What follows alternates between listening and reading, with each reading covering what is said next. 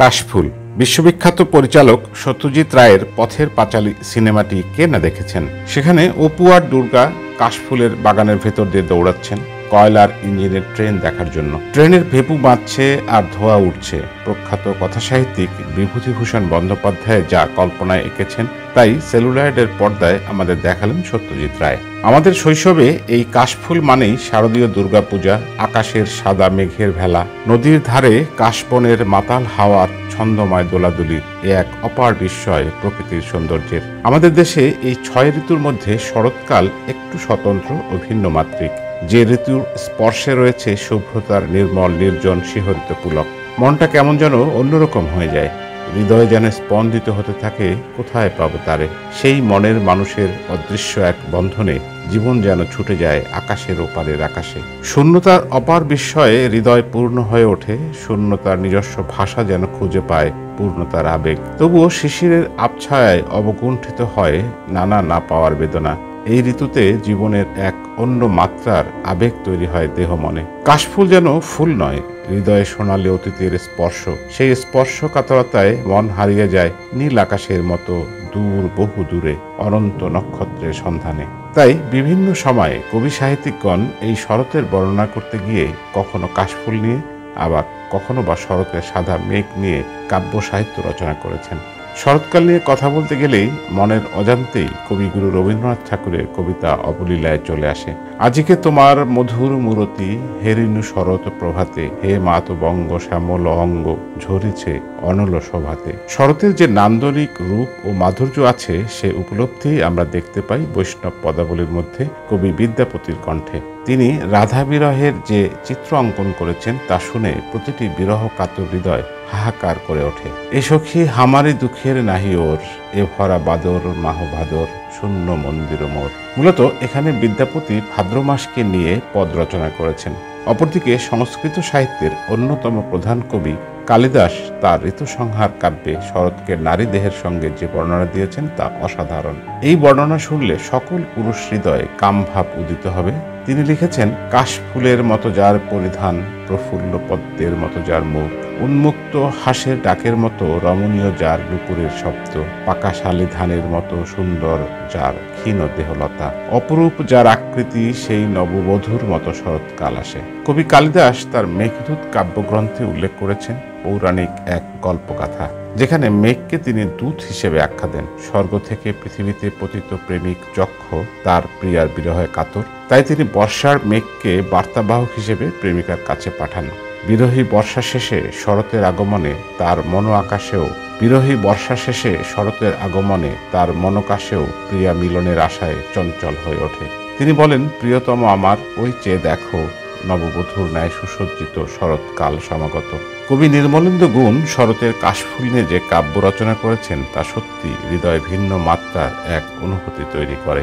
প্রথম কবে ফুটেছে কাশ সেই শুধুরা জানে, তাই তো সেটা সবার আগে খোপায় বেঁধে আনে। ইচ্ছে করে ডেকে বলি, ওগো কাশের মেয়ে, আজকে আমার চোখ জুড়ালো তোমার দেখা পেয়ে। তোমার হাতে বন্দি আমার ভালোবাসার কাশ, তাই তো আমি এই শরতে তোমার কৃতদাস। এই কবিতা পড়তে পড়তে আমরা কাশফুল ও কাশবনের প্রেমে পড়ে যাই। আসলে কখনো কখনো কাশফুল তার চেয়ে বেশি ব্যঞ্জনাময় শব্দ কাশবন। এই কাশবন মানেই প্রেমিক হৃদয়ে এক আবেগময় ও সংকেতময় সংক্রমিত ভাবাবেগ খেলা করে। শরৎ ও কাশফুলের বন্দনা করা হয়েছে কবি কাজী নজরুল ইসলামের কবিতায়ও। কাশফুল মনে সাদা শিহরণ জাগায়, মন বলে কত সুন্দর প্রকৃতি, স্রষ্টার কি অপার সৃষ্টি। কবি জীবনানন্দ দাশ শরৎকে দেখেছেন এভাবে, বাংলার মুখ আমি দেখিয়াছি, তাই আমি পৃথিবীর রূপ খুঁজিতে যাই না আর। সত্যি বলতে শরতে কাশফুলের পালক প্রবাহ পুলকের ভেতর যে পেলবতা তৈরি করে তা বাঙালি পাত্রই বুঝতে পারে সেই শিহরণ। আমরা পার্থিব আনন্দ পেতে চাই, এই প্রকৃতির অপার রূপ ও মাধুর্যের ভেতর দিয়ে এই আনন্দের শিকড়ের সন্ধান পাওয়া যায়। শরতের কাশফুলের পালক প্রবাহে ভেসে যাক সকল জরা, ব্যাধি, শোক ও দুঃখ। প্রকৃতির এই আনন্দময় কর্মযজ্ঞে মিলিব ও মেলাব সকলে।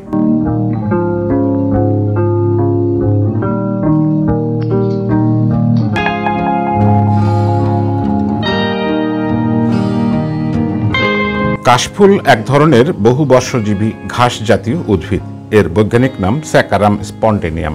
এরা উচ্চতায় সাধারণত 3 মিটার পর্যন্ত লম্বা হয়। কাশফুলের আদিবাস রোমানিয়া। এটি নিয়ন্ত্রণহীনভাবে মাটিতে দ্রুত উপনিবেশ স্থাপন করতে পারে।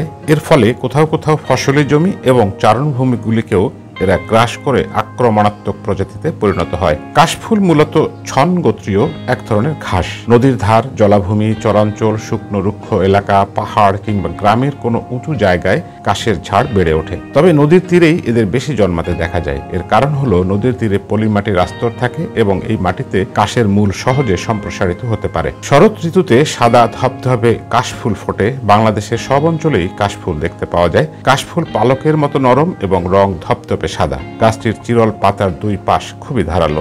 গ্রাম এলাকায় জ্বালানি ও কম দামে পানের বরজের ছাউনি হিসেবে কাশের ব্যবহার হয়ে আসছে বহু বছর ধরে। আয়ুর্বেদিক চিকিৎসকদের মতে কাশফুলের বেশ কিছু ওষুধি গুণ রয়েছে, যেমন পিত্তথলিতে পাথর হলে নিয়মিত গাছের মূল সহ অন্যান্য উপাদান দিয়ে ওষুধ তৈরি করে পান করলে পিত্তথলির পাথর দূর হয়। কাশফুল বেটে চন্দনের মতো করে নিয়মিত গায়ে মাখলে গায়ের দুর্গন্ধ দূর হয়। এছাড়াও শরীরে ব্যথানাশক ফোড়ার চিকিৎসায় কাশফুলের মূল ব্যবহৃত হয়। শুভ কাজে কাশফুলের পাতা বা ফুল ব্যবহৃত হয়। কুশ হলো কাশফুলের সমগোত্রীয় উদ্ভিদ, যা কিনা কাশের মতোই দেখতে।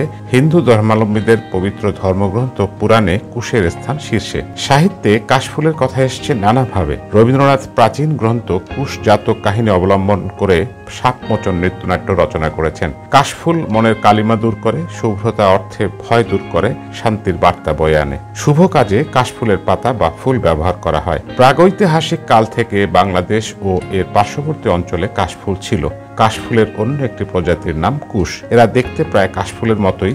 গ্রামের বাড়ি বা পুকুর পাড়ে ইচ্ছে করলে কাশফুল বাগান লাগানো যেতে পারে, তবে সেক্ষেত্রে কিছুটা ঠান্ডা ও বালু মিশ্রিত স্থান বেছে নিতে হবে। কাশবন কমে যাওয়ার পেছনে জলবায়ু পরিবর্তনের প্রভাবকে দায়ী করেন পরিবেশ ও সংশ্লিষ্ট বিশেষজ্ঞরা। প্রাকৃতিকভাবে বেড়ে ওঠা কোনো কিছুর পরিবর্তন প্রাকৃতিক পরিবেশের পরিবর্তনই নির্দেশ করে। তাছাড়া নদীর তীর দখল হয়ে যাওয়ার জন্য কাশফুল দিন দিন কমে এসছে। জ্বালানি বা অন্য কোনো কাজে ব্যবহারের জন্য নয়, অন্তত সৌন্দর্য প্রেমীদের মনের চাহিদার জন্য হলেও নদী তীরে থাকুক আগের মতো দিগন্ত বিস্তৃত কাশবন। জমি দখল আর নদীর তীরে চাষাবাদ বেড়ে যাওয়ায় কাশবনের পরিধি কমে এসছে। কাশফুল মূলত সন গোত্রীয় এক ধরনের বহু বর্ষজীবী ঘাস জাতীয় উদ্ভিদ। প্রকৃতিতে যখন শরৎকাল আসে তখন কাশফুলই জানিয়ে দেয় এর আগমনী বার্তা। এ ঋতুতে পালকের মতো নরম এবং ধবধবে সাদা রঙের কাশফুল ফোটে। বর্ষা ঋতুকে বিদায় জানিয়ে নীল আকাশে সাদা তুলার মতো মেঘের সঙ্গে কাশফুলের মৃদু বাতাসে দোল খাওয়া প্রকৃতিতে শুধুই মুগ্ধতা ছড়ায়। নীল আকাশের নিচে সাদা কাশফুল যখন বাতাসে দুলতে থাকে তখন মনে হয় শ্বেত বসরা এক ঝাঁক নৃত্যশিল্পী নৃত্য করছে। শরতে মাঠে মাঠে এখন নতুন ধানের সমারোহ। কৃষকের মনে নবীন আশা, সাজ সাজ রব। দোয়েল কোয়েলের কুজনে মুখরিত পল্লী, গ্রাম, মাঠ, ঘাট, জনপদ। বিশেষ করে হিন্দু সম্প্রদায়ের ঘরে ঘরে প্রহর গোনা শুরু হলো এই শরতে। কৈলাস ছেড়ে দুর্গতি নাসিনী, দুর্গা আসবেন তাদের গৃহে। নদীর পাড়ে কাশফুলের জেগে ওঠার আভাস দেখেই বাতাসে রটে গেছে শরৎ এসেছে।